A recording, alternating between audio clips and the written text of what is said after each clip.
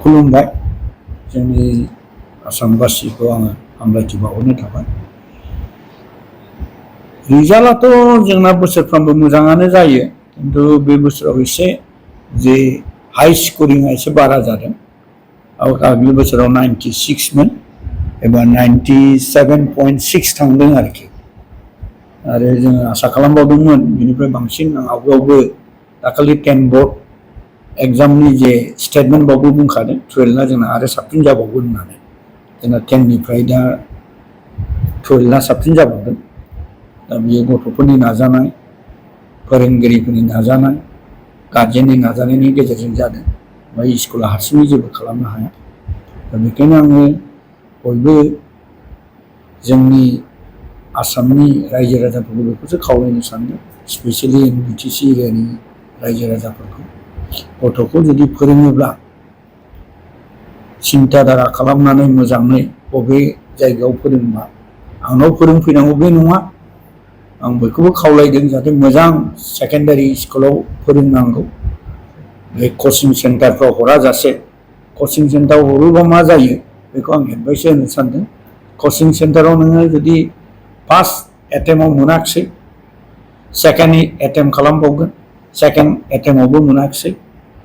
Third attempt खालामगोन, third एटेम्पआव मोनाखिसै, गथ'आ स्पइल जानायनि चान्स थायो आरोखि। खिन्थु नोङो मोजां सेकेन्डारि स्कुलाव फोरोंनानै सेकेन्डारिखौ मोजां पास खालामनानै बिएससि साइन्स फरायग्राफोरखौसो बुंदों आं स्पेसियेलि, मोजां बिएससि फरायोब्लाबो बे एखे इन्जिनियारिं जे फरायो बेबो जे फेसिलिटिखौ मोनगोन। आजिखालि दा जेनेरेल डिग्रियासो बांसिन फेसिलिटि दङ, बेखौ आंनिफ्राय बांसिन दस्रा मानसिफ्राबो मिथिखागौ। बेखायनो रायजो राजाफोर खावलायो आङो, जोङो जोंनि गथ'फोरखौ कचिं सेन्टाराव थिनहरा जासे मोजां सिनियर सेकेन्डारियाव फर्मेल कचिं नामखौ बाद होनानै फर्मेल स्कुलावनो हरोबा गथ'आ साबसिन जायो। आं माने बे एरियायाव आङो टिचिंआव आं मथा मथि दिनैसिम 33 इयार्स एक्सपिरियेन्स दङ, आरो आङो 14 बोसोर पार्सनेल स्कुल खुलिनानै आंनाव गासिबो बिनि डाटाया दंजोबो। जोंनाव जेबादि निट बा JEE एडभान्सआव जोंनिफ्राय जेबादि फरायसाफोर मोनो, कचिं सेन्टारनिफ्राय जोंनि पार्सेन्टेजआ बिराद बारा जायो। मानोना नोङो मोनसे कचिं सेन्टाराव 4 लाख मिनिमाम एडमिसन जायो अल इन्डिया। मिनिमाम 4 लाखआव बिसोरना 50सा मोनो, बेखौनो बिसोर सारा इन्डियाआव पस्टारिं खालामो। जोंनाव 70, जोंनाव देग्लाय आंनाव 69 गथ'फोर फरिखा होदों। दा बेनि गेजेराव 6 जना अलरेडि NITआव मोनखाजोब्बाय, आरो 2 जि एडभान्स होगोन, आरो बे 2आबो जि एडभान्सआव मोनगोन होनना आसा खालामो। होनबा जोंना ओरैनो 20%आ जोंना ओरैनो गोलैखाबाय। आरो निटआवबो बे बोसोराव जोंना 3सो मोनगोन। खिन्थु दुखु गोनां बाथ्रा, निटनि प्रश्न आउट जानायाव गथ'फ्रा गोदान फरिखा होनायाव दा माबादि जाया बेखौ बुंनो हाया। मानोना कुइसन पेटार्नआ एसे बे कुइसनखौ चेन्ज खालामजोबोबा गथ'आ प्रिपेयार खालाम टाइम मोना जागोन, बेखौ आं बुंनो हाला। नङाबा जोंना 3 गथ'आ निटआव कनफार्ममोन आरोखि, एज पार देयार रिपर्ट, बिसोरनि रिपर्ट मथ' आरोखि। बेनिखायनो आसा खालामो, आं बयखौबो खावलायो गावनि गथ' गथायखौ जाहाथे मोजां स्कुलाव फोरोङो, कचिं सेन्टारखौ बाद होनानै। माने कचिं सेन्टाराव हरनानै जुदि नोङो 2-3 टाइम्स एटेम्पनि उनाव जुदि साक्सेस जायाबा बे गथ'आ स्पइल जानायनिया चान्सआ बांसिन थायो। 90%आनो स्पइल जायो, 10%आ धैर्यनि गेजेरजों जाखांफिननो हायो। बेखौनो आं रायजो राजाफोरखौ खावलायो आरोखि। साबैसे जादों सार पासआ साइन्स टीम? साइन्स टीमावथ' जोंना पासआनो जाजोबदों। दा सासे कम्प्लिमेन्टारि मोनदों, दा बेबो गासिबो पासआ जोंना 69मोन। दा 80 एबाब 18 जन मोनदों, माखासेया 60 एबाब, 3 माने सासेया 56, सासेया 57, सासेया 59 आरोखि। लास्ट इयारनि रिजाल्टखौ नायोबा माबायदि सार? लास्ट इयारजों कम्पेरिजन रिजाल्टआ एखे, खिन्थु देग्लाय जितु हाई स्करिं मोनदों एसे बारा मोनदों आरोखि, जितु हाई टपार आरोखि। बे टपारा रिजाल्टआ एक्चुअलि जोंना सोब समावनो एभारेजआनो सब समाव मोजाङानो जायो खिन्थु देग्लाय आर्ट्सआ जोंना बे थार्ड बेस्टमोन सेकेन्ड बेस्टमोन माने हाइस्ट पार्सेन्टेजआ बिराद बारा जादों जोंना एबार थांनाय बोसोराव जोंहा आर्ट्सना 93%मोन दा 97.6 एप्रक्सिमेटलि 98आनो आरोखि दा आउट अफ 100 जोंना गथ'फ्रा साब्रै मोनदों साइकोलजियाव सानै इंराजियाव सासे आरो बाय'लजियाव सासे क्वालिटिखौ बुंनानैथ' जों फोजोबनो हाया बा बुंबानो जाया बाहाय जुदि गार्जेना सापर्ट खालामोबा बेखौ आङो एकदम गोरायै बुंनो हायो आरोखि एसे स्कुलनि चेयारमेन हिसाबै गार्जेना जोंनि खोथाजों मिलायनानै जोंनि एडभाइसखौ लायोबा आरो जोंनि बोसोनखौ लायोबा खुनु गथ'आ फेल जानायनि प्रश्न गैया बेखौ आं 100% लिरनानै होनो हायो आरोखि न' बुंनायल' नङा रिटेन लिरनानैबो होनो हायो जुदि गार्जेना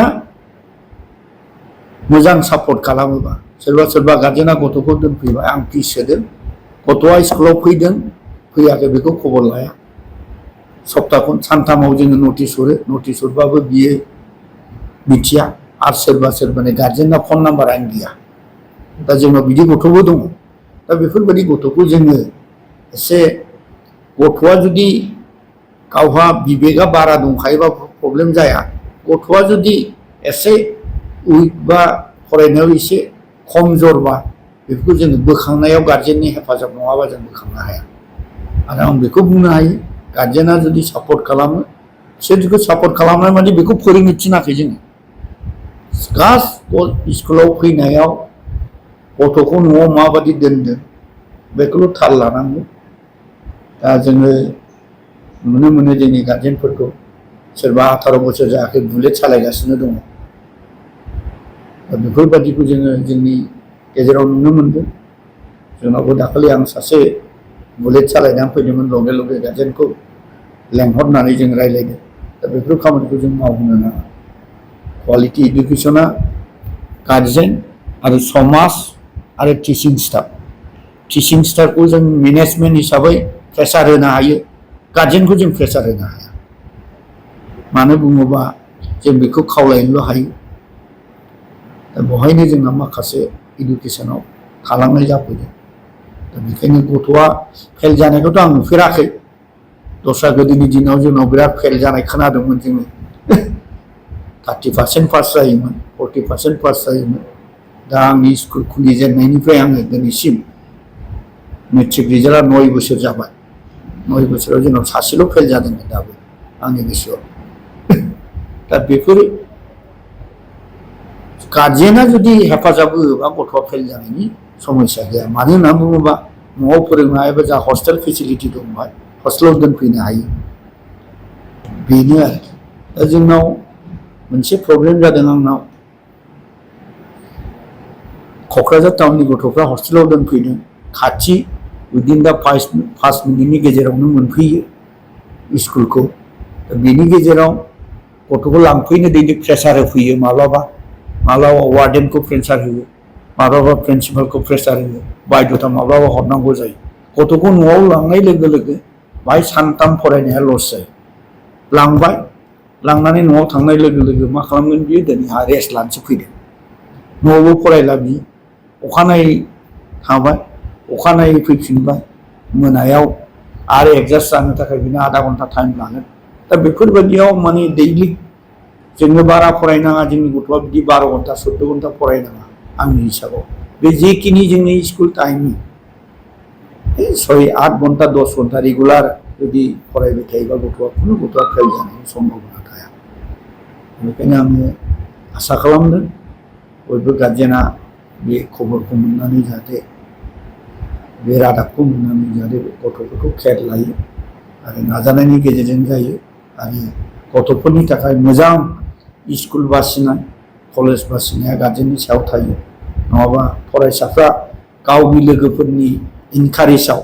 बबेबा गाज्रि जायगायाव थांफ्लाङो आं दहायबो सासे गथ' जोंना दा सेकेन्ड पजिशन मोननाय माबा साहामोन दा बियो जोंनि स्कुलाव 10आव मोजां रिजाल्ट खालामदोंमोन रिजार्भ खालामनायनि उनाव दिल्लीयाव थांबाय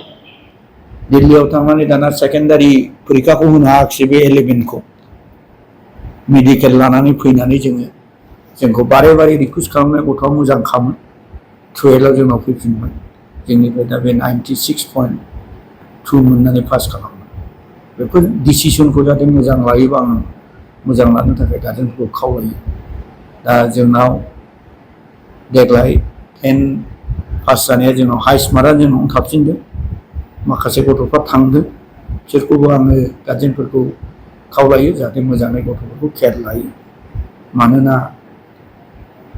गावनि न'खरनिफ्राय बिसोर दस्रायाव थाहैनाय जाबाय एसे यां स्टेज बेखौ एसे सिन्था खालामलायनाया मोजां देग्लाय जोंनाव मोजां गथ'फ्रानो एडमिसन लादों आरो नेक्स्ट बोसोराव बिनिफ्राय साबसिन रिजाल्टखौ आसा खालामनानै आङो भगबाननि खाथियाव आर'ज गाबो जाहाथे जोंनि बे एरियायाव जोंनि बे ट्राइबेल एरियायाव जोंनि स्कुला जाहाथे बयनिबो थाखाय अनजाथाव जायो बेखौ आङो बुङो आरो आङो दस्रा दाखालिबो सोंखादोंमोन मोनसे दस्रा जायगायाव खुलिनो आङो दिनै मोनसे जायगायाव हाफ फाइनालानो जाबाय मथा-मथि नेक्स्ट सेसननिफ्राय आङो स्टार्ट खालामनो सिन्था खालामदों न' लुनाय बाक्सायाव दिनै दासो लेटेस्ट आं एसे हानि एडभान्स हरदों दा बे जिनिसा साक्सेस जायोबा आं बाक्सायावबो लांनायनि बेबस्था लादों आरो आं गभर्नमेन्टखौबो खावलायबाय थादों गभर्नमेन्टआव जुदि गभर्नमेन्ट लेन्ड दङब्ला जाहाथे आंनो अदालगुरियावबो होयो आंनो गभर्नमेन्टनिफ्राय खुनु सापर्ट फाइनान्सियेल सापर्ट नाङा आङो बे स्कुलनि आंनि बे रिलेटिभ पाब्लिक स्कुलनि जा एसे थायो बेजोंनो एक्सटेनसन खालामनो सेस्था खालामगोन खालि हाखौल' आंनो एलटमेन्ट नांगौ आरोखि मानोना हा बायनायाव बहुद थाखा थाङो हा बायनायावबो थाखा थाङोबा न' लुनायाव फैसा थाङोबा बेनि थाखाय परिबेसा गाज्रि जायो आरो आङो मोनफ्रोमबो डिस्ट्रिक्टआव बेबायदि मोजां स्कुल लुनानै होनो हायोब्ला आसा खालामो जोंनि स्पेसियेलि जोंनि बिटिसिनि थागिबिफ्रा मोजां सुबिदा मोनगोन होननानै आङो आसा खालामो मिजिंथियो